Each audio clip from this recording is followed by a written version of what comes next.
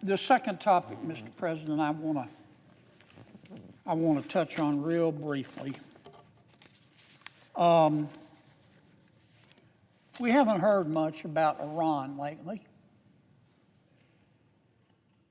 Iran's been busy, though.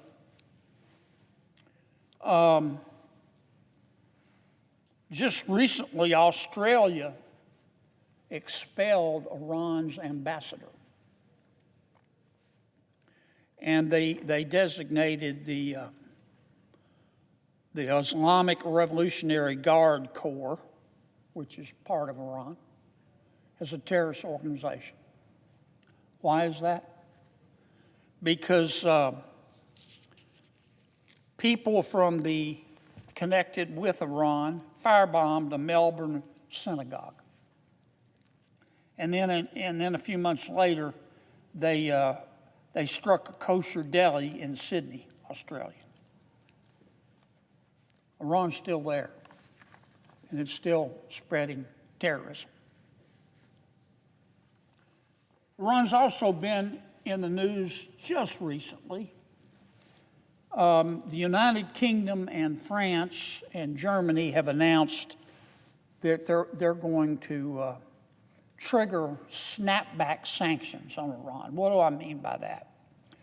You will recall that in 2015, President Obama made a deal with Iran. We call it the JPCOA. And the JPCOA just said to Iran, if you will stop moving toward a nuclear weapon, we, meaning the United States of America and the other countries that are part of the United Nations, will remove the sanctions that we had placed on Iran for trying to develop a nuclear weapon. So Iran said, pinky promise, we'll stop building a nuclear weapon. You remove the sanctions. President Obama agreed. He was naive. We removed the sanctions. The United Nations removed the sanctions. The United Kingdom, Germany, France removed the sanctions. And of course, the Ayatollah in Iran continued to develop a weapon. Just because we have destroyed, we meaning the United States of America, many of Iran's facilities to make that weapon does not mean that the issue has been resolved. Iran has refused to come to the table, even still, to negotiate a settlement, a new JPCOA. And as a result, and I'm very proud of it, the United Kingdom and Germany and France have said, okay, we're going to re-implement those sanctions that we took off, we agreed to take off of Iran when they signed the first nuclear deal, which Iran welched on almost immediately. And again, I want to thank our friends in Europe.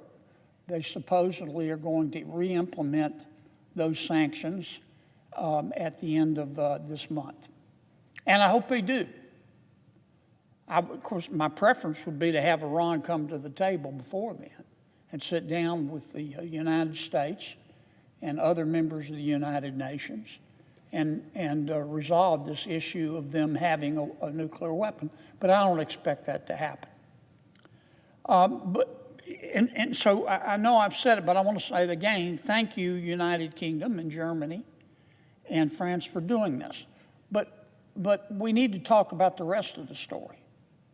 The sanctions, which will be on Iranian banking, on Iranian shipping, oil, arms, are only part of the story. These are UN sanctions. But just because the sanctions have been brought back on Iran, that doesn't mean that they will be enforced.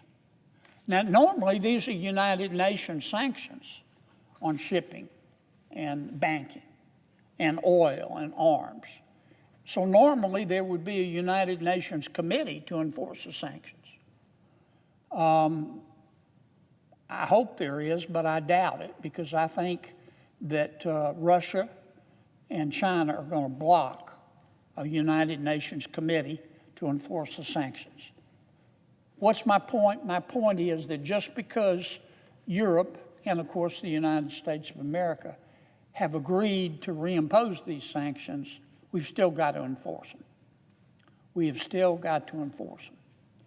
And the United States needs to take the lead on doing that. And we need to, joining with the United Kingdom and with Germany and with France, we need to make sure that the world understands that these sanctions are real and that we, as part of the West, are going to enforce them. This is important. I don't want to get this. I don't want to see this get lost in our discussion about the importance of the Ukraine situation and other issues of national security. I don't want to get this to get lost. What you allow is what will continue. What you allow is what will continue. And unless you have an opium habit, you know that is just a principle we all have to learn the hard way. So I'm hoping that the President and our friends in Europe will take the lead and not only snap back these sanctions, but then enforce them. And unfortunately, I wish we didn't have to do it because I feel for the Iranian people. I don't feel any sympathy for the Ayatollah. We're just going to have to choke them to death economically. Thank you for your patience, Mr. President.